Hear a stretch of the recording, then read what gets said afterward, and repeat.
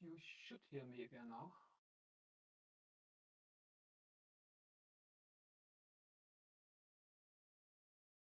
Yes, you can. Perfect. Okay. Oh yeah, the recording also started.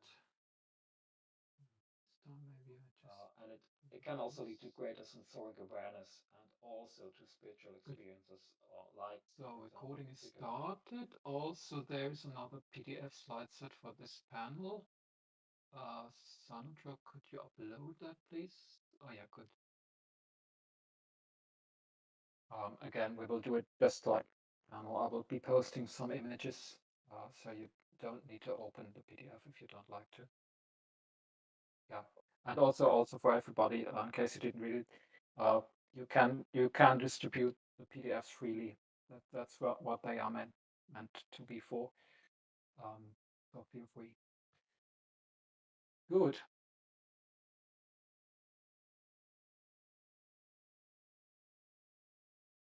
Okay, since it's about time, let's start it off. Um, yeah. Oh boy, I'm really looking forward to this panel. Ah, my dear, beyond reality. I've called it a discussion panel on multiverse, non-duality, analytical psychology, and the implications to spiritual Otherkin. A bit quiet. I will just try and speak up a bit. Because actually, I cannot change that much. Oh yeah, good. So, hmm, this panel is a big experiment. I don't know if it works out. That's just normal for an experiment. In case it works out, or to put it in other words, the plan is to teaser, yeah, to teaser some ideas and some concepts which may sound very weird, and of course very spiritual, because this is about spirituality in the end. And then the plan is to open up the stage, and to discuss them. Yeah. So I really much hope that this won't be a one dragon show. But I hope that some of you would also like to share their experiences and speak up. Um, if it works, then we will have a pretty darn interesting discussion, and a pretty much mind-blowing one, I think. Um, if it doesn't work, then nobody will understand a word of what I'm telling. And we will have saved about 1 hour or 45 minutes or something to something more interesting. So let's just start it off. Okay, I'll be talking about a couple of topics. As I said, maybe take half an hour for that. Um, I want to put a disclaimer. I'm not a professional in these topics. I just discovered a few things, and I just want to learn more. Um, Also, when it comes to spirituality, I don't know the ground truth. I don't think there is a ground truth. It's strange that many spiritual people always search for the ground truth, but maybe there isn't one to begin with. Um, I don't want to invalidate any belief or impose my own belief to anybody. I just describe how my reality looks like. Okay, can still hear me good. Okay, I'll just go on. So yeah, let's get ready for maybe a bit of mind blowing. And let me take you back to the time where I joined the community. Uh, it was end of 2018, and at that time, my world looked a bit like this. Posting an animated GIF. There you are. Okay, now I can see it. Yeah, and you can see, boom, exactly. So something exploded, obviously. Um, so what happened? It was around Christmas, and I was having a nice vacation, very relaxed, nothing much to do, not much stress.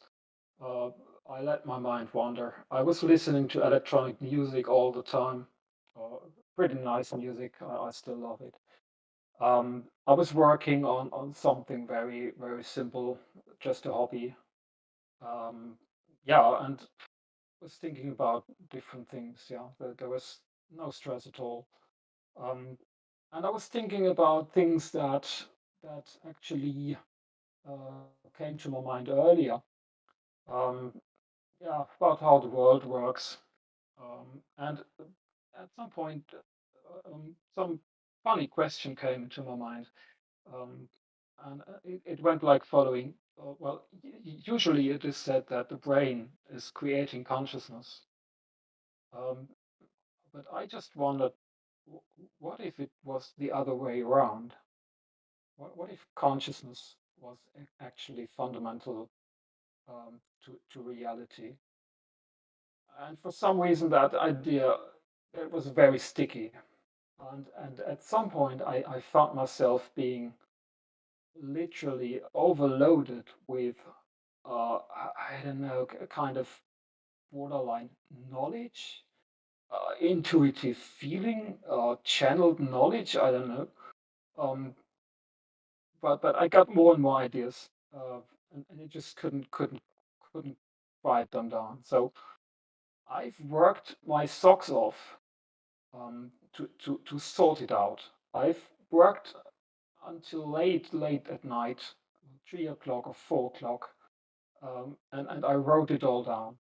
I wrote really 15 pages in the end, and I tried to just sort out what came into my mind. That was pretty unbelievable. I was really living like in another world.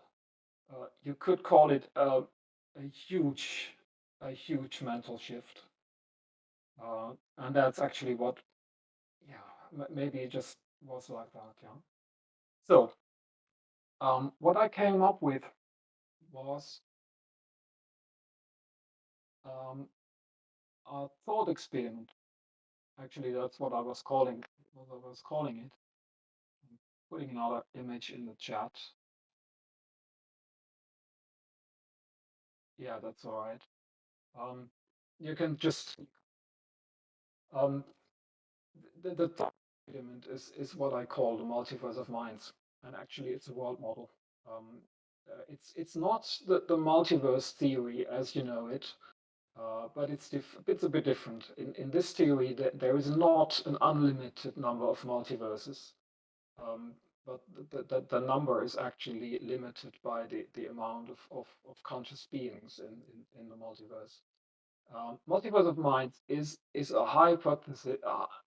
hypothetical concept based on the assumption that the mind is fundamental to the universe. Um, And the bubbles you see are actually regions inside what I call multiverse, which is an infinite space, but there is a limited number of bubbles. Um, and I call the bubbles mindscapes. A mindscape is actually the inner world of a conscious being. So every one of us has one. Yeah. So that is your inner world. And there can be things created inside a mindscape by using your imagination, obviously. That is pretty straightforward. Um, as you can see, the bubbles may overlap.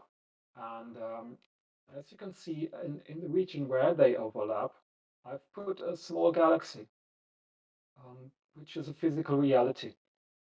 So in that model that was somehow channeled to me, maybe, um, physical realities may emerge within these overlapping areas.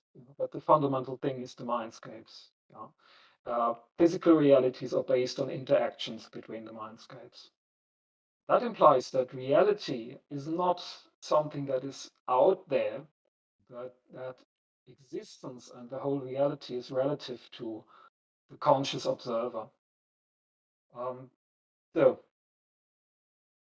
is this just a crazy thought experiment, or is this channeled knowledge? Uh, Folks, I'm not sure if you can still hear me.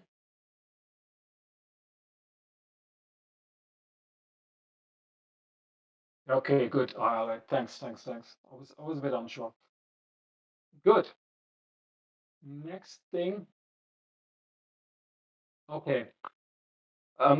So the question was this just craziness, or had it some deeper meaning? Well, little did I know. Little did I know. I've explored in the next year after that, um, something that I actually experienced. Now, after I've had that epiphany, which maybe lasted 1 or 2 weeks, I was completely exhausted. I've written those 15 pages, and I was completely exhausted. I was going out in nature, and I was struck down because the world felt different. My senses were heightened. I just could hear more of the animals around. I could feel energies all around. I would get astral shifts, and I would get some kind of a feeling that would feel like being connected with everything. I was feeling so strong that it made me breathless. Um, so I was running. What the heck was happening? And again, little did I know. Um, so I discovered the notion or the term non-duality. Um, and actually, non-duality is the modern term of what meditation practice calls awakening. If you search for that term, you find different definitions. Wikipedia says it is a state of consciousness in which the dichotomy of I and other is transcended. Um, well, this doesn't tell us too much. Then there's Jeffrey Martin, psychologist and social scientist. Quite interesting work. He says it's an umbrella term for a very specific way it feels to be, characterized by a disillusion of the sense of self, which is being replaced by something greater.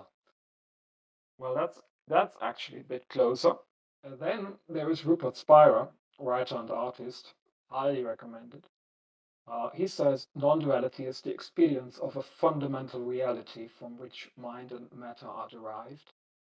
It is the experience that what I essentially am is what the ultimate nature of the universe essentially, and what the ultimate nature of the universe essentially is, are the same. So, in that notion, non duality is an experience of shared oneness, and that is exactly what I was experiencing.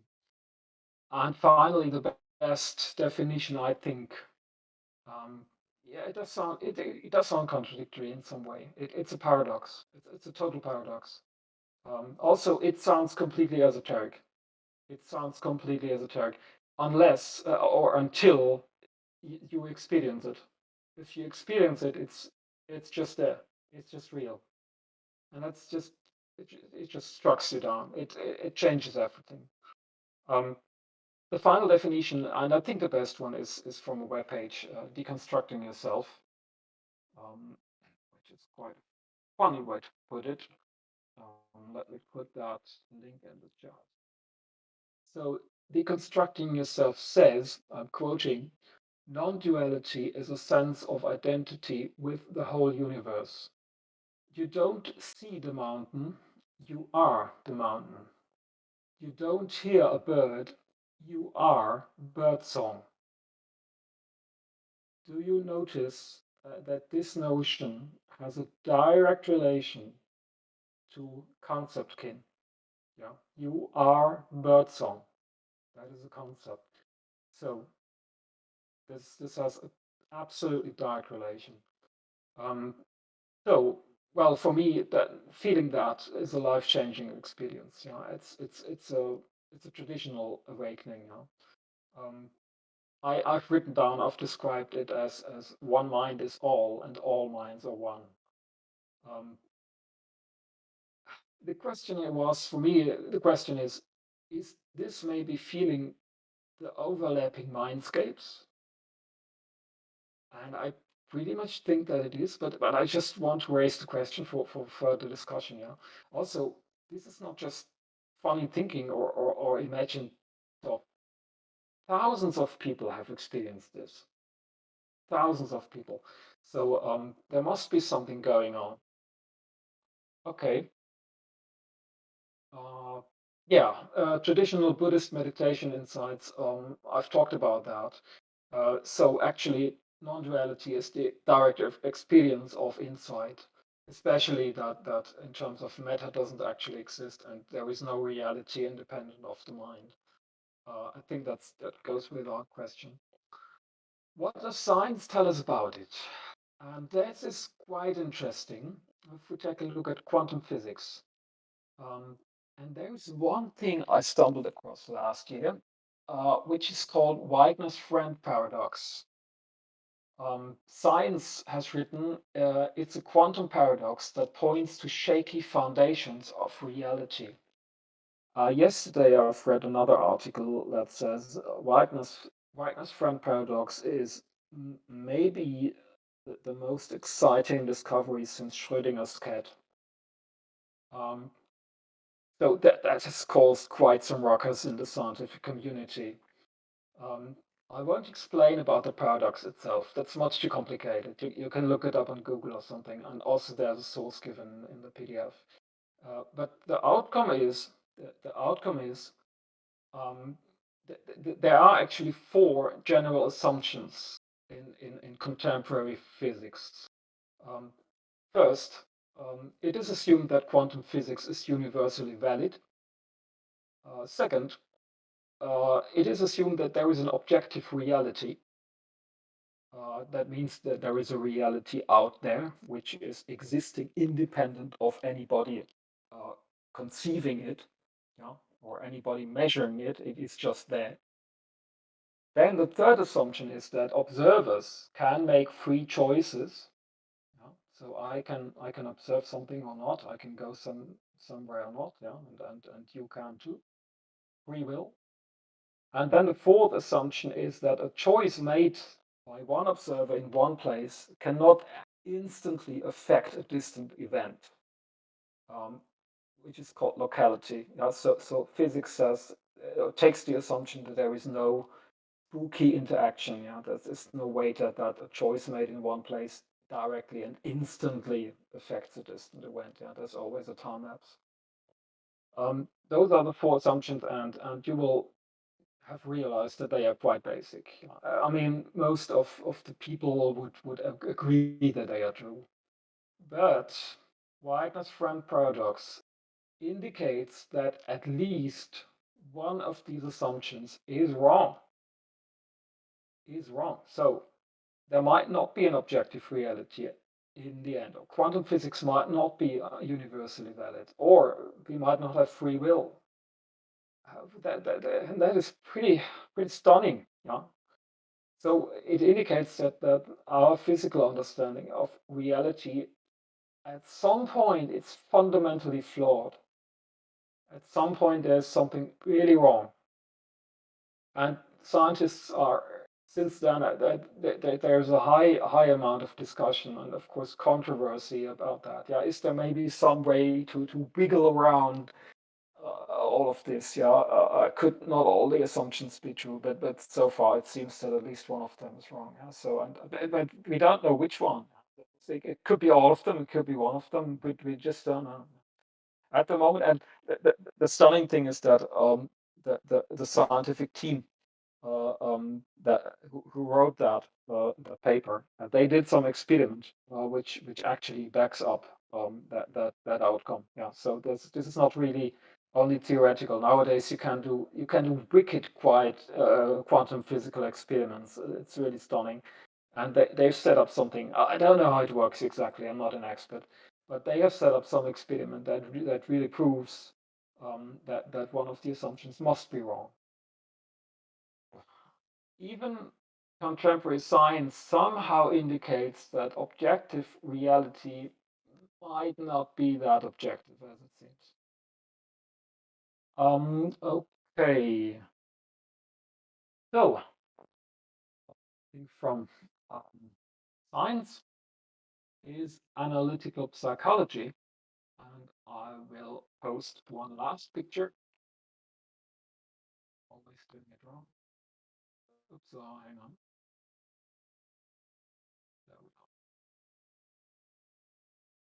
go. So this is the picture I did, and it shows actually the map of the soul by Carl Gustav Jung. Um, this is not a university lecture about analytical psychology, and also again, I'm not an expert. I've just read that one book, and I just know the basics. Um, just in a nutshell, the psyche, as coined by Carl Gustav Jung, um, is placed between the physical reality and the transcendent realm.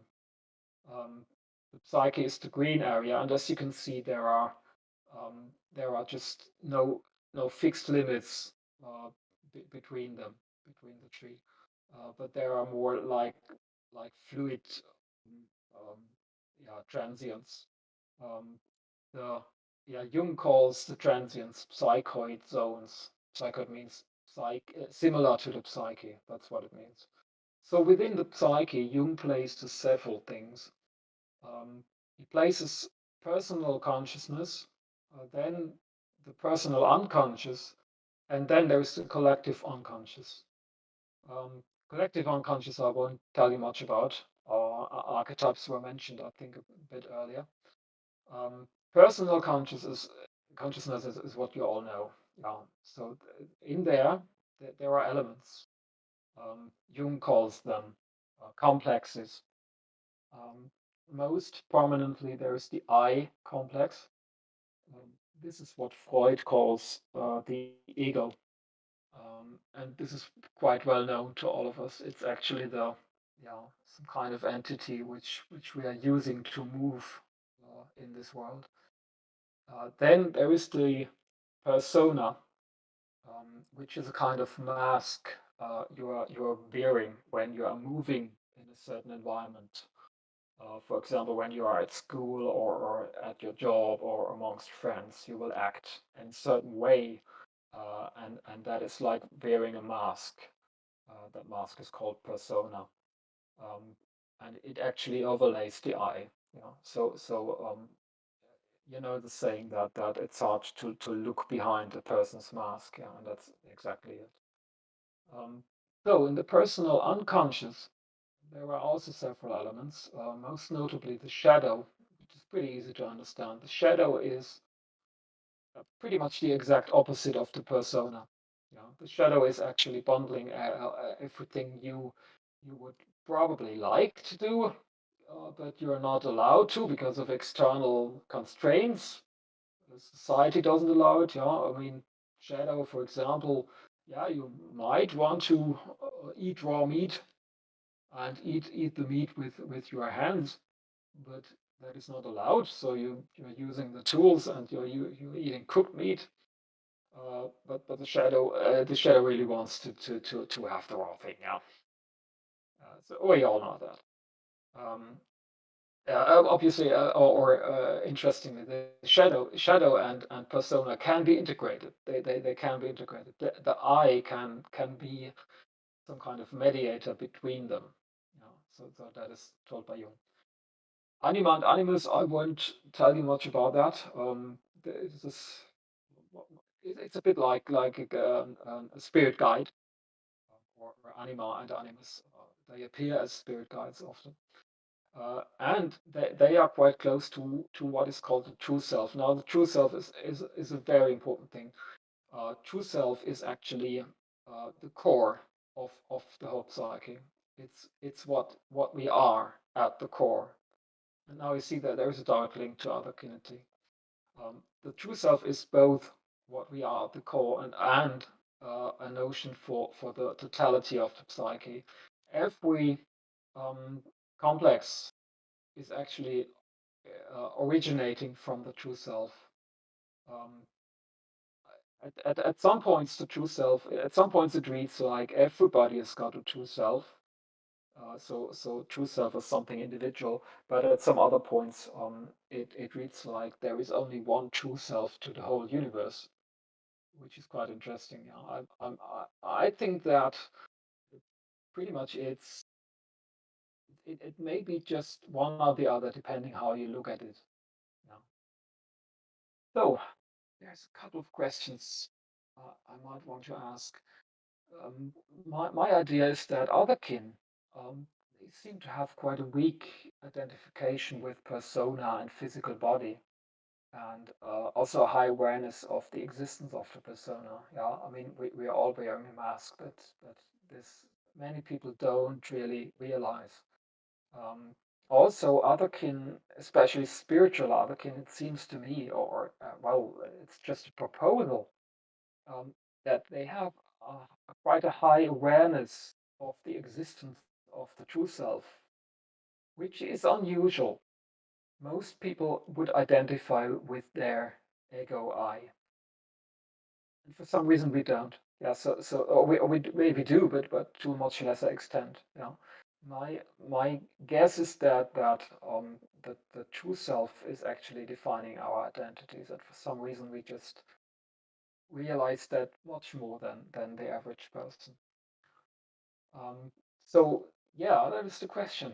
Is the true self the source of our identity? Jung says that the integration of the true self into consciousness creates transcendental awakening and symbols. Symbols. So symbols can be anything. There can also be synchronicities. I've put that at the side of the picture. Synchronicities are meaningful coincidences, so to say. But I wonder if could our kin types be symbols of our true selves? Um, that is actually a question I'm wondering about. Last slide um, is stressing this idea a bit more. Kin type as a symbol of the true self. Um, I've written down the following. I'll just read the text. This is very personal, but I'll just read it. So, I have no idea if I really am a blue plasmatic celestial dragon somewhere in the astral. It may just be a fancy imaginary picture I like to think of to describe myself. I just don't know. I cannot prove. I think nobody of us can. But there are things I can be totally sure of. And those are the characteristics that this dragon me represents. If I explore myself, ignoring everything physical, even omit my own little ego mind, I find joy, curiosity, playfulness, benevolence, will to learn, teach, explore, and create. That is what is in there. It is absolutely and obviously there.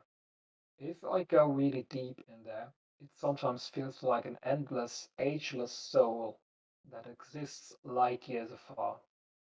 There's an incredible amount of confidence and energy. There's an insane amount of unity, feeling connected to all living beings and nature, and the urge to protect and care. And last but not least, there is unlimited freedom.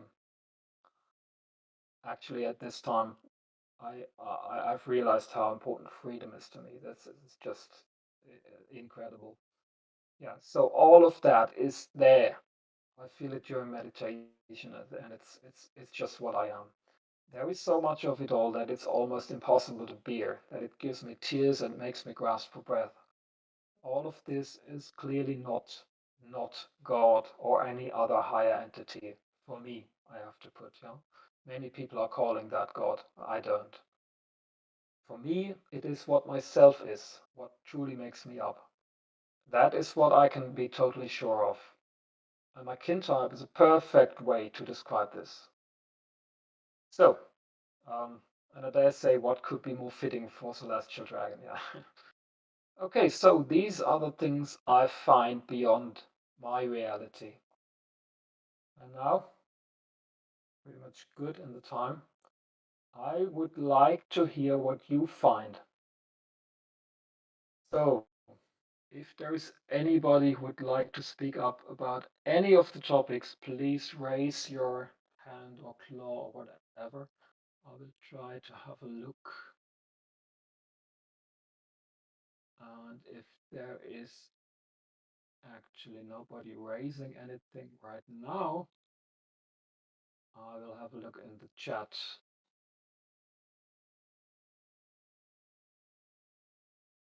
If you got any questions, then just put them in the chat and I'll just ramble a bit if you prefer that.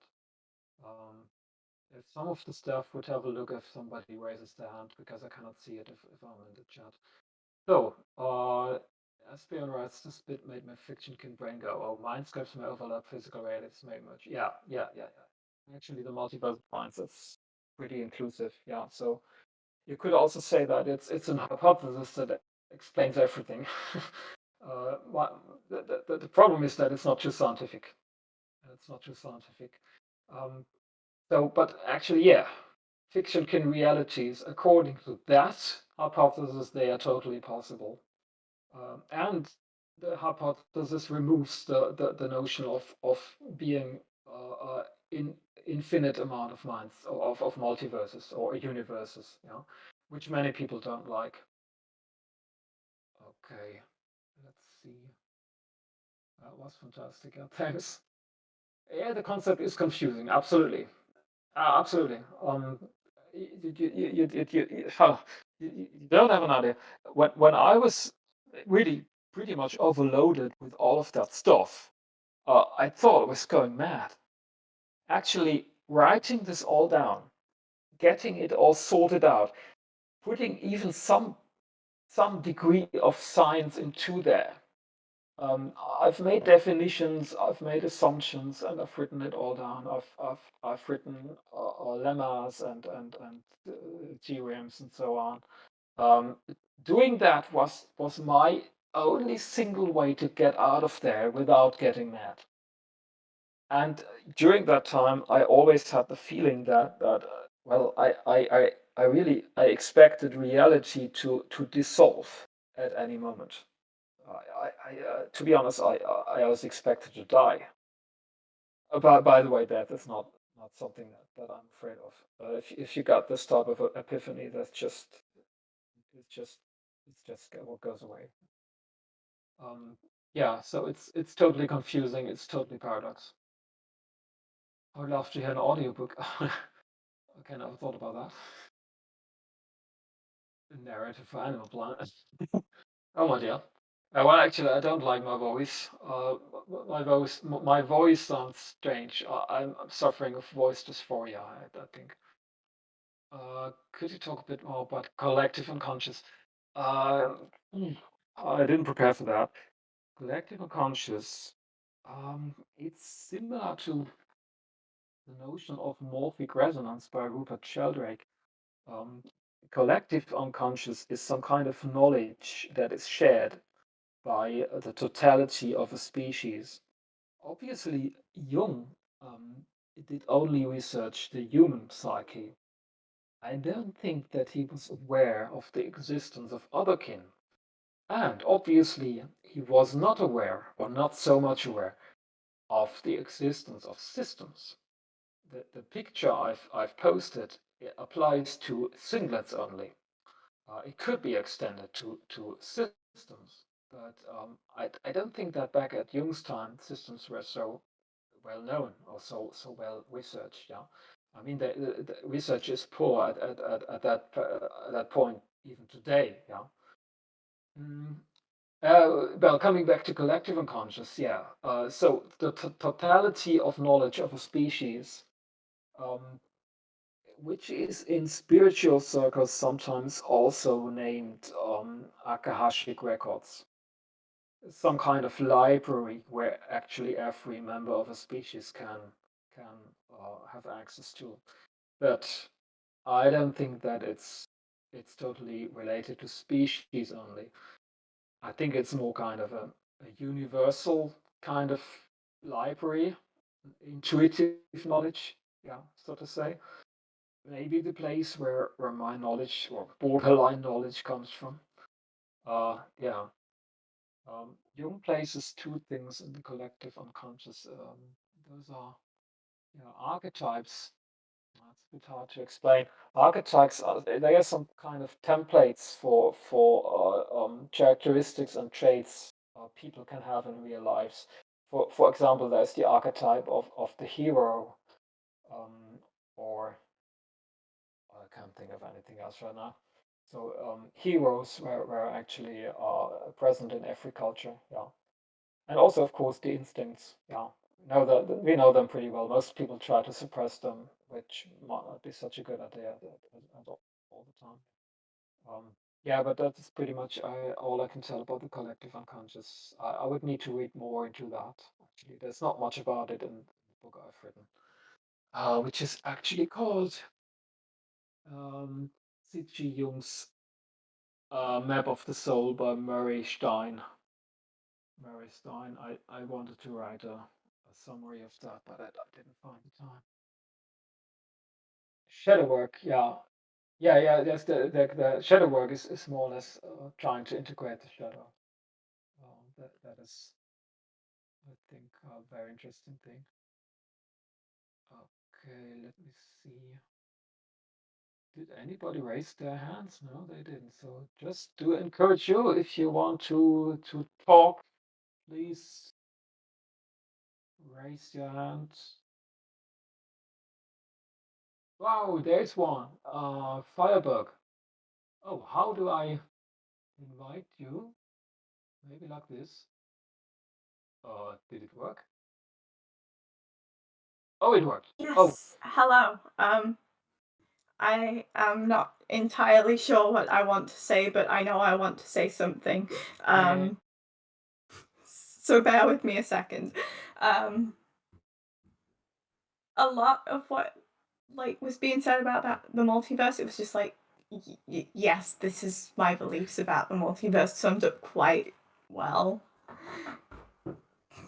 I don't think I had really thought of it in terms of like the amount of it limited by the amount of consciousness, but that makes a lot of sense because I always felt like it was probably limited by something. Um, oh,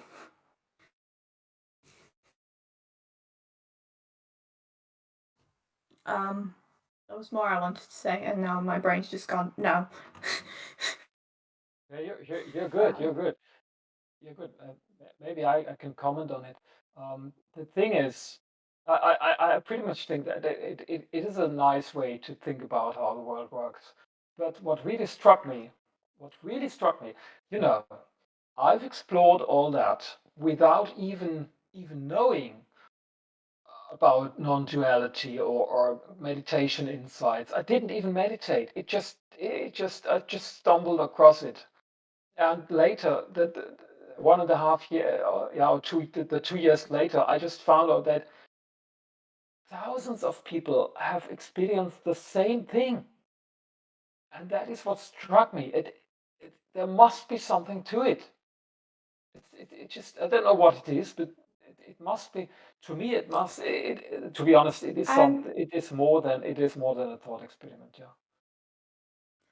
Yeah, I don't think I've ever quite experienced that moment of feeling like uh, the feeling like you were describing of feeling like connected to everything quite that way, but like I think I can understand what you're saying at the same time, and it's also just like the way you've presented the multiverse as a thing is just it's something I've seen for a long time, and it never really hit me all at once. It's just sort of built up over time as like the way I understand things has just become that, if that makes sense. Yeah.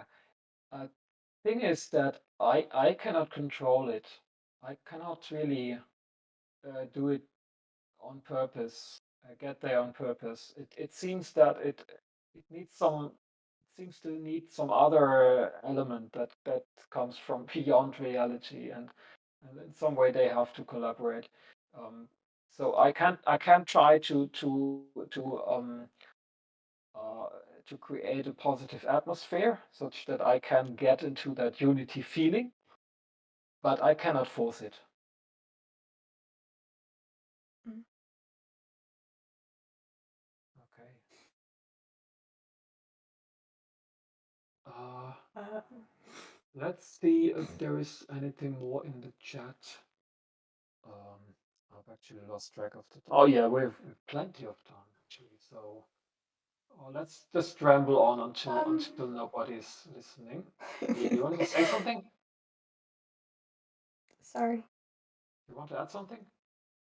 No, I was just kind of sorry. Okay. Should I leave? Okay.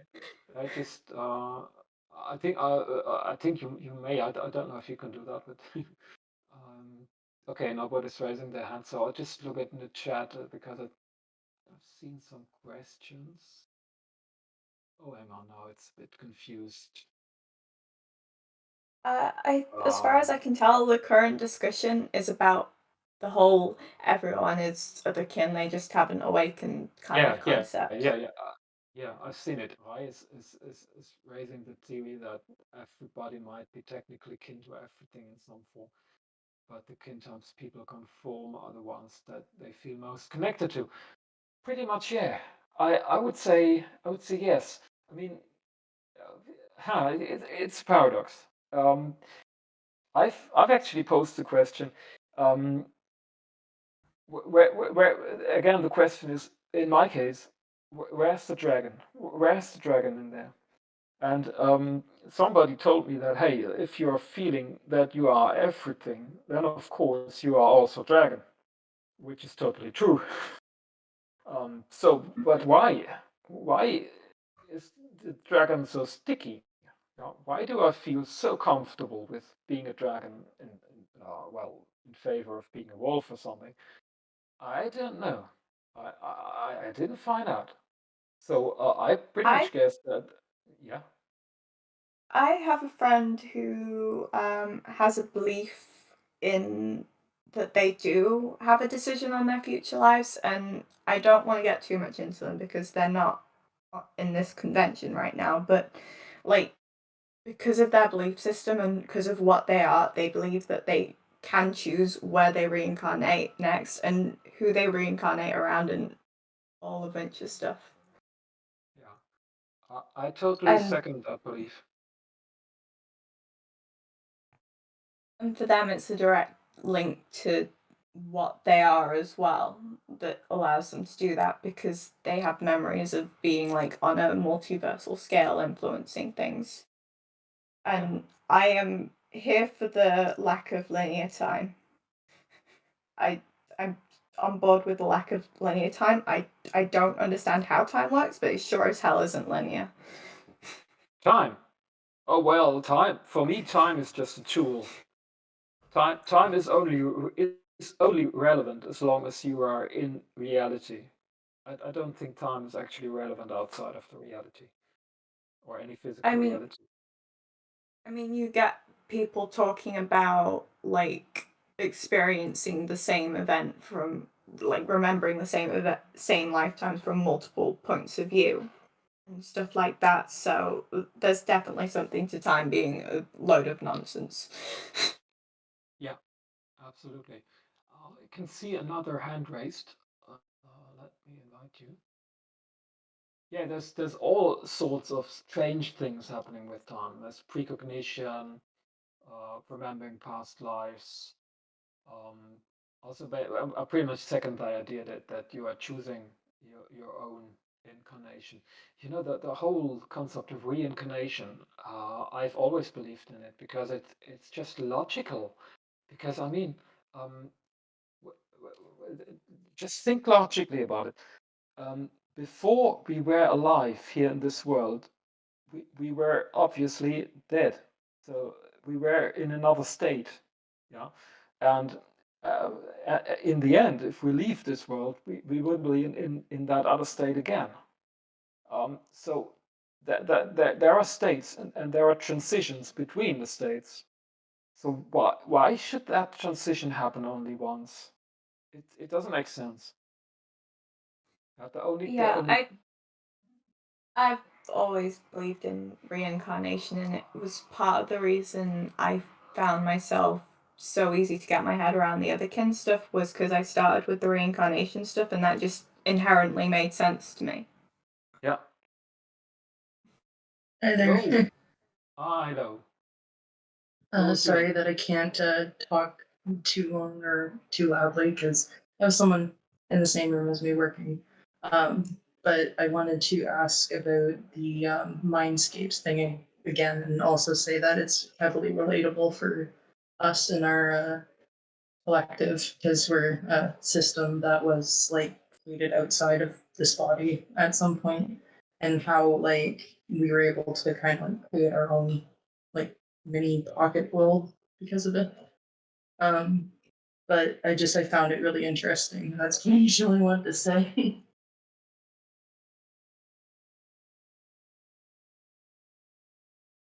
Yeah, thanks. I just see a comment in the chat that asks me to take something back, but I don't know what it is. I don't want to offend anyone. I mean, really, I'm only talking about my little world. It doesn't mean that it's in any way relevant for you. About my voice. Okay, just the way it feels. For the person worried about like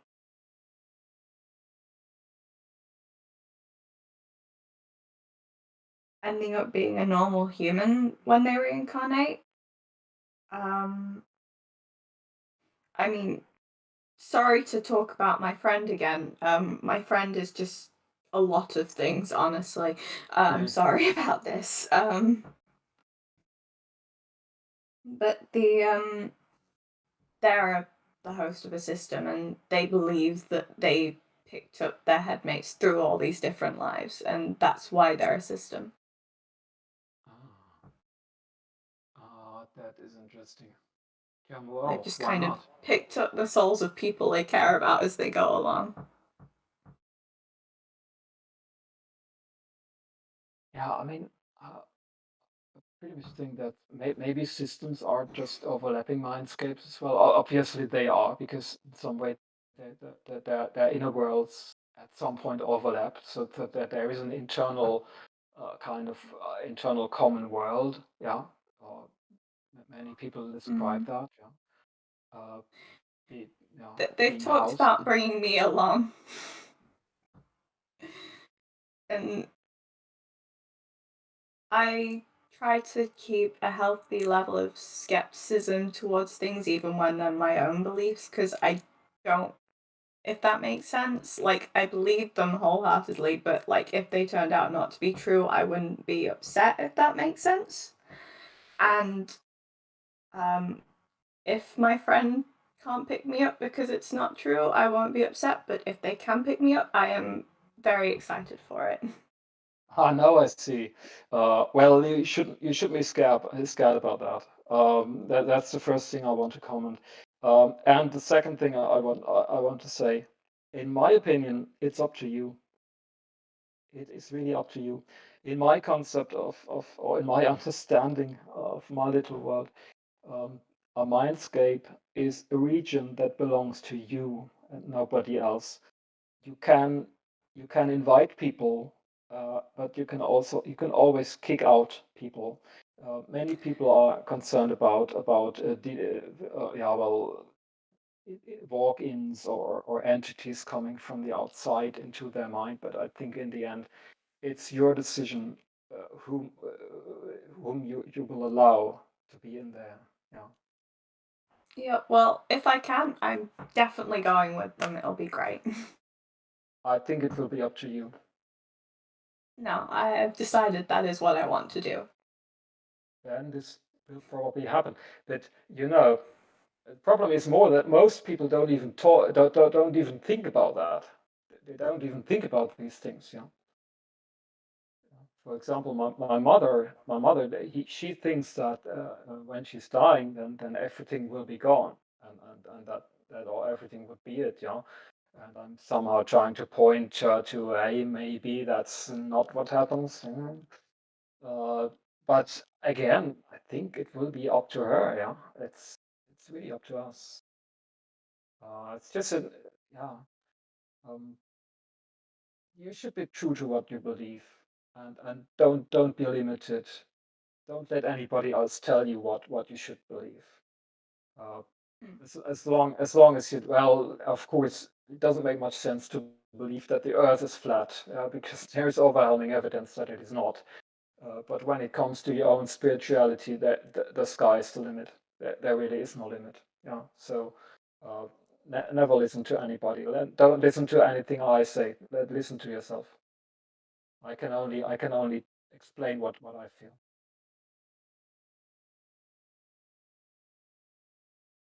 Okay, let me see.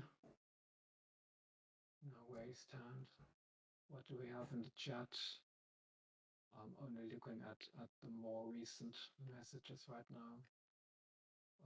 Parallel lives, soul split and merge. Yeah, I've thought about that. Soul split and merge. I'm not sure if Oh, it's that's possible. so fun. Is it? I think it's possible. It's quite something, and it messes with my head a bit, but I think it's happened to me. I It's don't know. quite something. How do you come to the conclusion, if you might? Um, it's um, You don't need to talk about it if you don't want to. yeah, I don't think I want to. Sorry. It's no problem. The thing is just I didn't experience anything like that. Uh, there's just one entity inside here. Yes, I'm really. I didn't find much other entities. I'm seeing that, so I don't know if how it feels when soul splits. Yeah. Also, it is said that souls can merge, which would be Yeah, logical. Yeah. the merging is the one I've experienced, and it wasn't like with someone else, and it was like a separate person completely in another life. Somehow we got merged together into one coherent single being. That is so fascinating. I imagine it like individual mindscapes that go into full overlap, such that in the end they cannot be differentiated from each other. Yeah, the picture of the bubbles. You imagine two bubbles just overlapping, fully overlapping. Yeah, like it starts off, they're two bubbles that are just touching, but eventually they just become one bubble. Yeah, that's yeah, could be an image. All we've actually done that ourselves is splitting and merging. Sorry, I didn't quite catch that. Sorry about that. I just said that we do the same thing as well with like a soul splitting and merging. Yeah, I think systems can talk a lot about that. I'm still reading the chat, and also maybe I take a look if anybody raises their hand. Add space, yeah.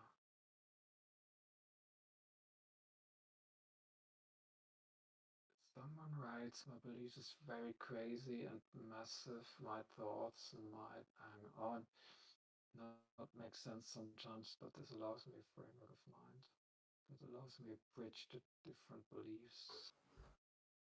And in this context, different forms of alter humanity. Yeah, in some way, this was the case for me too. Um, yeah, if you want to speak about it, then please go ahead. Um, I'm just looking into the race stand. The thing is that when I was thinking about the theory, or my idea about how it works, I really tried to find something that would include more or less every belief system, or that would be as inclusive as possible. I mean, I've really find the whole term existence. It's normally it's the notion is that um, something exists if it is real. But if there is no objective reality and only subjective realities, and as I said, physics is on the verge of proving that, um, then that means that also existence is to be defined individually. Yeah, existence is depending on who observes, and that way, for example, God. I've told it for me there is no God, but for a Christian believer or yeah, any believer in God, God is absolutely real, subjective reality that was mentioned before, um, and there's no arguing about that. Yeah, and I'm putting that level of reality just at the same level as every material object. That would be the outcome of the whole thought. Yeah. Yes, But that I think for me, I do believe in several gods, and I think that the existence of gods is they're only as real as they are when people are believing in them, if that makes sense. Like, they're only real because people believe in them, and they're only really real to the people who believe in them, if that makes sense. I'm wondering about that. Let's see. Well, Um, maybe I don't think I quite worded that right, but in my defense, it's 10 p.m. it's no problem. It's quite an interesting question. The question is, if some people, if a person believes in God, God being an external entity, yeah. So, does God exist just because they believe in God, or is there really a mindscape that is attributed to God, or maybe is the mindscape of the person who believes in God, uh, is there some other mindscape splitting up that or inside there which represents God? So what I mean to say is there an independent entity that is God? Maybe was that entity there before, and it wasn't even arising when they started to believe in it, but they just explored that it's there. I don't know. I think everything is possible. I just don't know. Yeah. I think many believers would say, "Hey, God is there. Of course, is there, regardless if I believe or not." Yeah, I just explored God. Yeah, and in that case, that clearly indicates that there is an entity. Yeah. So, yeah. I think there's something to be said for the idea that gods exist as separate entities, because I've seen a lot in pagan circles, a lot of people coming to the same conclusions independently about gods that aren't in the like written things we have about them. They're coming separately to the same conclusions about the same gods. But they're also coming to some different conclusions, and it's really weird and interesting, like the existence of like deities, I think. Yeah, this is. I can't fully wrap my mind around it. I would definitely, I would um, favor the idea that deities exist in the multiverse, being equipped with their own mindscapes at some point. At least a portion of them. Yeah. But the multiverse of minds is a very, very strange structure. I didn't actually tell you half of it. It's so paradox. It is it is like a fractal. I was actually thinking about adding a fractal to the slide set, but it would have been too much. You should So have done. Fractals are so um, pretty. yeah, just to explain, do you remember that one Simpsons episode where you see the Simpsons sit on the sofa and then the camera zooms out and zooms out and you see the city and you see the Earth and then you see universe and the camera it keeps zooming out and you see some weird funny structures and moving colors and then in the end you see some atomic like structures and then it keeps zooming out. and in the end, it zooms out of Homer's head, and in the end, you see the Simpsons sitting there again. Do you know that? That's exactly how It it is. rings a bell. It Yeah. is exactly how it is. It is a structure that contains itself in itself.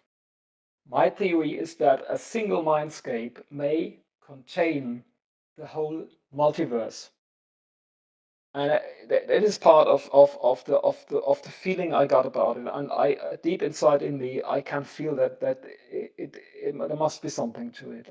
To me that it is truth, basically how it is. Well, it is borderline truth. I cannot prove it, but it is really a strong belief.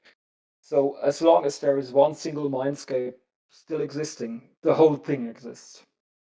It's I'm feeling that I'm living in it.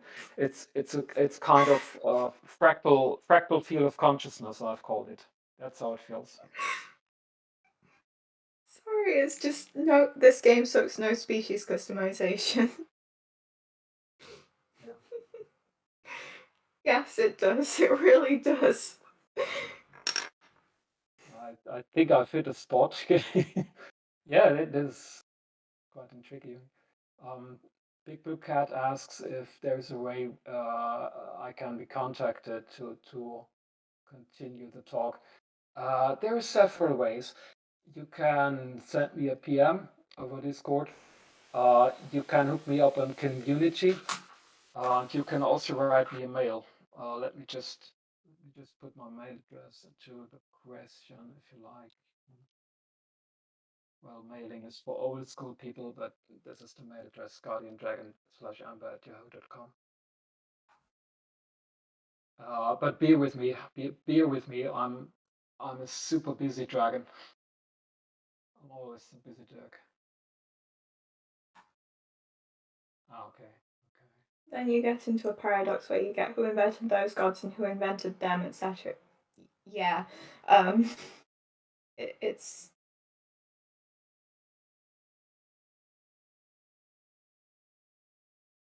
this whole multiverse thing is just very confusing, but it also makes complete sense. It's like confusing but makes complete sense at the same time.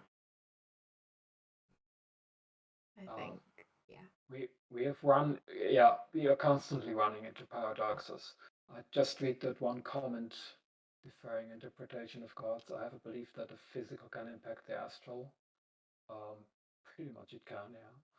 And mentality of humanity can impact how they experience what the gods project to them. Interesting theory. More like a filter. Yeah, filtering is a very interesting or a very important concept. In some way, we are probably experiencing a filtered version of the fundamental reality, which is something advocated by Donald Hoffman. Donald Hoffman is actually researcher at the University of Virginia, I think. Mathematician. And if you're interested in these things, I highly recommend his TED Talks. Just look him up on YouTube. It's Donald Hoffman on the case against reality. The case against reality. He says that basically um, we are all conscious agents, which pretty much chimes in with my idea.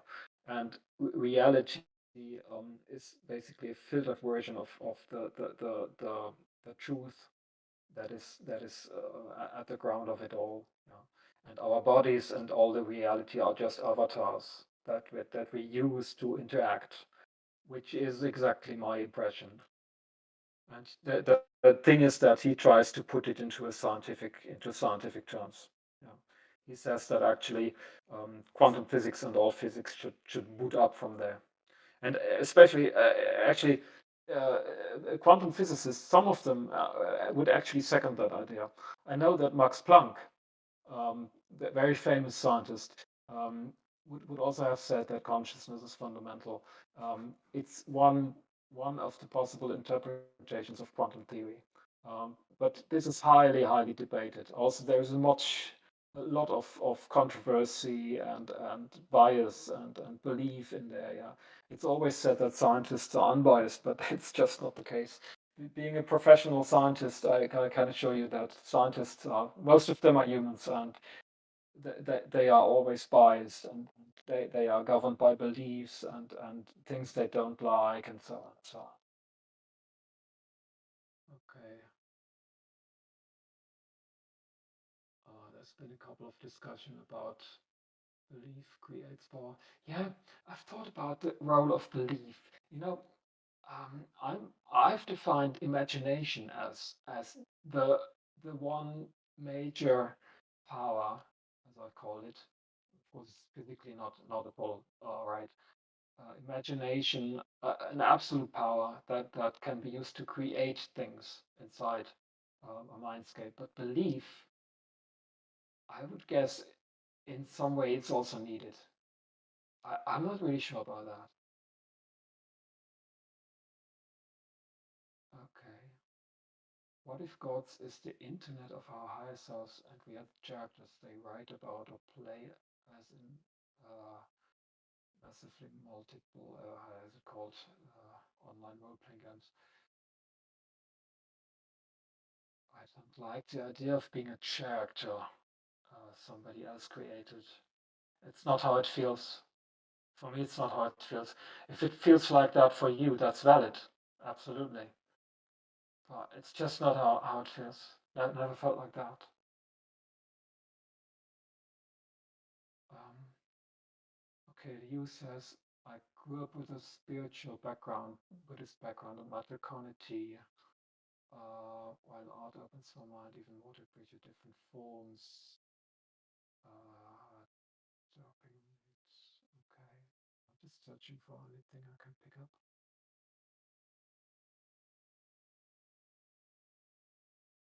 Okay. I don't see a question there actually. Okay. Yeah. I actually love sharing these experiences. This is so mind-blowing, you know.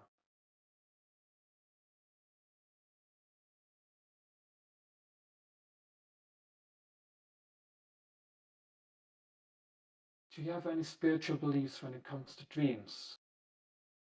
Mm,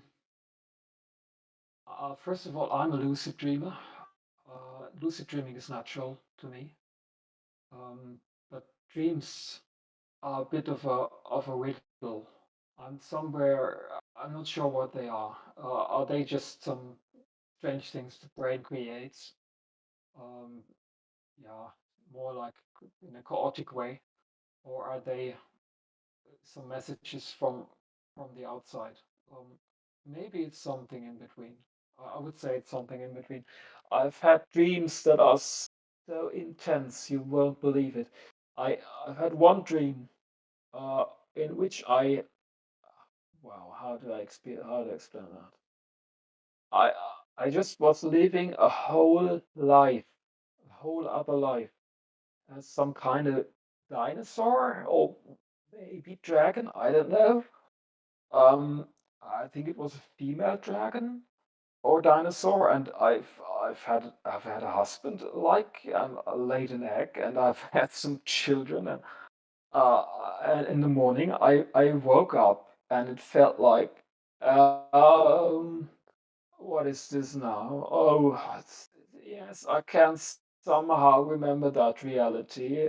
And I was stumbling into the kitchen, made a cup of coffee, and it took me half of the day or maybe the whole day to really arrive back in this reality. And that dream, it felt like years. Wicked dream. It is the most wicked dream I've ever had. And I don't know what it means. It's just, it's so sticky. It's, it's, it's I don't know what to say about it. Mm. Yeah, lucid dreaming. I've mentioned that I'm now doing a biphasic sleeping pattern. That means I'm sleeping for 5 hours or something, or even less during the night, and another 1.5 hours during the day. I've realized that during the 1.5 hour sleeping phase, during the first 20 or 30 minutes, I would reach a deep REM sleep phase with very intense dreams, and lucid dreams are bound to happen quite often during that phase, much more often than earlier when I was sleeping normally. Actually, it happened again today. And sometimes then I realize that, hey, I've just got a wicked dream. And I wake up and take a look at the clock, and I realize that was just half an hour. How can that be? So it's quite an interesting effect. But basically, I cannot teach how to do lucid dreaming. I suggest to look up some internet sites. There's two ways of doing it actually. Um, Wake-induced or sleep-induced lucid dreaming. To me, it's more or less natural. I always could do it. I just need to explore it. Really basic multiverse that there is everything that could ever exist at any time already does exist somewhere. Yeah, that is not exactly what my version is telling. Things like TV shows and stuff, and so yeah, hang on, that rings a bell. What about TV shows and fiction and so on? Um, could fiction be some kind of channeled knowledge from a universe that exists due to overlapping mindscapes at another place in the multiverse? Absolutely, yes. I totally think yes. Many story writers will tell you that the characters they write would have some kind of own life and would in some way develop on their own rather than being invented. And there is a quite distinct difference between imagining something and just describing something that is already there. So could those characters be actually entities that exist somewhere in the multiverse? It's absolutely thinkable. I mean, now this is completely esoteric, but if you have experienced it, or if you're a writer, or to that extent a fiction can, mm, it might be totally real. It might just be there, just like this feeling of unity is there for me. Yeah, I wouldn't discount that.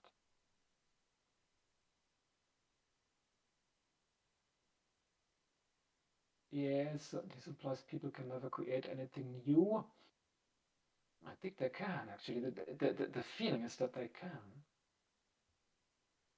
Yeah, we might come into kind of another paradox. That is normal. We get dreams of being another person all the time. We almost never dream of ourselves. Yeah, yeah. There is also the someone actually had the theory that remembering past lives would not be remembering past lives, but actually remembering lives of other persons or other beings. Uh, there is all kinds of speculation about reincarnation, past lives. It is that past lives. There's quite a lot of research on that. If you want to look it up, search for the names Ian Stevenson and Jim Tucker. Those are two scientists that have researched thousands of children remembering past lives. Especially Jim Tucker mentions always one very intriguing story about a boy remembering to be a World War II pilot. Very, very interesting. And the thing is that these children, they really report that they remember their own lives and not the lives of others. But, I mean, remembering the lives of others, why not? I think it's possible. You see that for me, pretty much everything is possible. The thing is, if you experience it, then you experience it. It's there. It's real. There's nobody who am I to talk that away? It's just, I won't do that. And so that is why I always tell people stick to what you experience, and also there is so much talk about terms in the Otherkin community. I always wonder why. Why don't people just explain what they experience? You don't have to stick to a term. Yeah, what all that matters is what you experience. Okay. Okay, let's see if somebody raises their hand. Not at the moment. I was gonna ask if I could come on. I'm not sure if you got my ping. I can't raise my hand in the Yeah, chat, yeah, so yeah. okay, yeah, I will see. yeah, Floor is yours. cool. You were talking about dreams and stuff, and it sort of reminded me. I've only had like a few dreams where I've been a coyote before, or I've had one in my dreams. I've only had one where I've actually been a coyote, and the one where I was like a Star Trek holodeck type thing, where I was like a camp counselor and stuff. It was pretty fun. But towards the end of the dream, I came up on this place that had like sort of like an inclined hill towards the top of a cave and like a river running through it, and like river running underneath that actually. Um, and I like turned into a coyote to try to get up there, because I had to get on all fours to go down and do it. Um, and later on, I went camping at a place local to me, and it was almost an exact mirror of that geology. I have a picture of it I can pull up in a minute. Um, yeah, which was incredibly just, I'm not sure, like not weird, but interesting. Hold on, I have this picture of me here, the me at it. Um, I've had that happen, and for the longest time, I've thought that I was like a psychological theory. And back whenever I thought I was a dog, I only realized I was a coyote a year ago. But back whenever I thought I was a dog, I was like very hard set in the fact that I was a psychological theorian based on imprinting from like it consuming a ton of dog media as a kid. Um, but recently, I don't really feel like coyote fits under that because I didn't really consume anything related to coyotes as a kid. Um, and I don't know where it came from. I've had like one other dream related to that, or sorry, one other dream related to kin types, and whenever I thought I was a Puccina, I had a super vivid dream that I was like a Puccina pup, and like my mother had ran off into the woods to go find something. I had like gone off after her, and then a houndoom chased me back into my cave, and I think killed me. I don't remember. Um, but I like very vividly remember her lighting the fire before she left and a whole bunch of other stuff, and it was so much, it seemed so much longer than it actually was. Like it was only in one night. Like it was, I guess, the equivalent of one night sleeping, but it just was super vivid. I don't know. I guess there's just something to be said with the representation of those dreams, and I still question Puccina as a kin type. It doesn't really present itself as much now as it used to, so I don't really know, but it's wild. And yeah, Espion, I totally agree. Yeah, that's some great experiences. Well, dreams are such a great way to really feel who we are. I did have some dreams as a dragon, but yeah, unfortunately not too many. Also, when I'm lucid dreaming, I always, or sometimes I'm trying to turn into a dragon, but it turns out that it's quite hard. I Yeah, would say that somehow it feels that the human brain thing gets into the way. Yeah. So it tends to be to stay human, yeah, and I just don't want that and turn into a dragon, but it's not easy. And also the thing that you described, dreaming about that place and then later um, being at just that place where I assume you never were there before. no, I had never gone to like up to that Yeah, part of that campsite. I think it was about a month or so before I went there. Let me check. I have it written down. yeah, yeah. This is a known phenomenon. Precognitive dreams are more common than you might think. So that's nothing too crazy about it. Um, it's just, yeah, so many people have reported that one is actually tempted to think that there must be something to it. Non-linearity of time or something, yeah. But yeah, in Yeah. some cases Precognitive dreams are so wicked that they just cannot be explained by a standard physical model. Yeah, and Yeah. It was actually just 12 days before I went there. So, I'd say it's typical. yeah. I haven't really had it happen with anything else before, so it was really interesting. And I didn't realize that I didn't like make the connection until like I think almost 2 or 3 weeks later. I'm like, wait. I'm like, I had to go back and like look at what I had written for that dream and stuff. Writing down dreams Yeah, that are very vivid is very helpful. If you guys don't do that already, you should. yeah, yeah. Totally second that. Absolutely. Would precognition dreams be considered a psychic power? Basically, yes. It's in within that realm. Well, of course, this is really parapsychology a bit. It's nothing scientific, but it is just that people report this all over and over again, and there seems to be something to it. It's up to each of us what to make of it.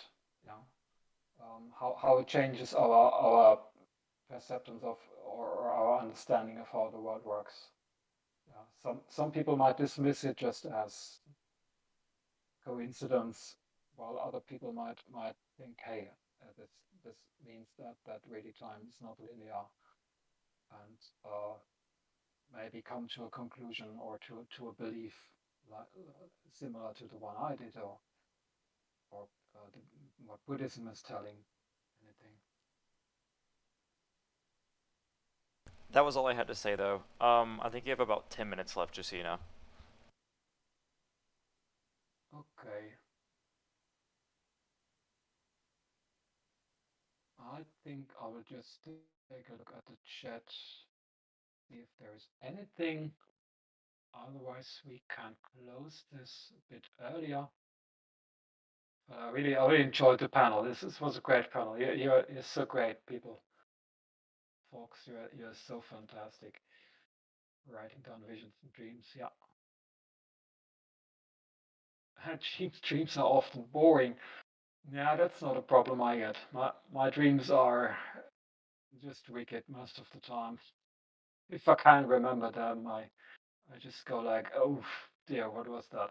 You could make pretty much some Hollywood movies of many of my dreams.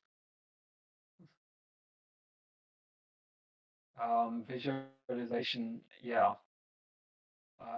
I know that visualization is something that is difficult for some people. Um, there are even people who cannot visualize at all, doing it all the time. Um, actually, cannot really imagine how it's like to not visualize anything. I see that there's a ping. How do you practice visualization? Wow. We call it daydreaming. I mean, just do it automatically. If I think about my dragon self, I just imagine a dragon. There's no real practice to it. Don't know if that makes sense.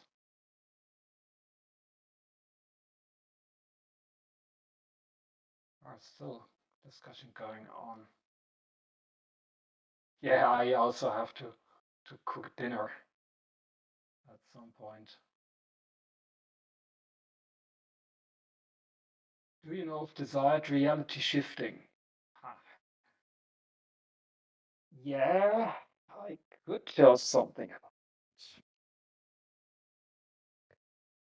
The notion that reality is created by the mind implies that it should be possible to change reality um, by using some kind of mental power. And that is, of course, a very parapsychological thing. In parapsychology, and we've had the topic yesterday, there are experiments, lots and lots of experiments over decades that have shown, or more or less they claim to have shown, that random number generators, quantum level random number generators, can be influenced by mental activity. If you listen to people who did these experiments, like Dean Radin, for example, is a very I like it. I like him. He's a scientist at the Institute of Noetic Sciences. Um, if you listen to those people, there is overwhelming evidence that there is a very slight but significant um, influence. Yeah. Uh, then, if you take a look at the skeptics, all skeptics will argue against it and against it and against it. Yeah, they will pop out any argument that comes in mind. Yeah, you didn't do it often enough. You did do that wrong. There's a systematic error in there. Ooh, I would be surprised if there's a systematic error in 1,000 experiments. Well, but there are skeptics that are telling this, and yeah, so there's a high controversy if reality can be directly um, altered by the mind. And to just conclude that, my impression, the skeptics are they tend to even get personally offensive towards the parapsychological people, and that is something I don't like at all. That is really not how it should be done. Yeah, there are skeptics organizations. GWUP, for example, is one of them, or Psy.org or something. How's that called? Anyhow, skeptics tend to personally attack the parapsychological folks, and that's not okay. I'm typically the type of guy, if I have two opposing opinions and one opinion is the mainstream and the other opinion is a very small minority, I will have a very close look at the minority opinion, because even if it is weird, there could be some truth in there. And that is a truth that the mainstream just doesn't see. And that is the only way actually to find out something new. So I take a very close look at the parapsychological people, and my impression is that they are doing their best to make proper science. They are just not accepted. I hope they will be more accepted in the future. And then, of course, there's the spiritual folks who say, "Oh, yeah, you are living in your own reality, and you are changing that reality all the time," which is a bit too much on the esoteric side for me, because I think there is some kind of well, you know, I think the reality that we see, the physical reality, it should emerge as some kind of superposition effect of the superposition of the mindscapes involved. Yeah, so reality is created by the totality of beings that reside inside the reality, and I don't mean humans only. I mean also all the other animals and plants and so on. It is some kind of a reality is a consensual endeavor, to me, yeah. And it should be possible to derive a mathematical theory about that. And actually, they are trying. They are trying. There is consciousness. Contemporary consciousness research tries to find a mathematical way of formalizing and describing consciousness when it comes to relation with reality. There is a again, that's not famous, but there is a German scientist, Johannes Kleiner, and there is a seminar series called Mathematical Consciousness. I think I'm in there. It's pretty wicked. And Kleiner has actually described a mathematical model that indicates that the whole universe could be conscious. That's his outcome, and I find that so fascinating. It actually wickedly fascinating. If anyone is interested in that mathematical consciousness seminar, you can join there. You can join there for free. And hang on, I don't know if I can put the. Oh, I don't have the URL already right now. If there's anyone interested, just hit me with a PM and I'll send you the link. They have got a conference, I think, in September. I will definitely be attending if I can. I think I will be traveling that time, but I will be attending.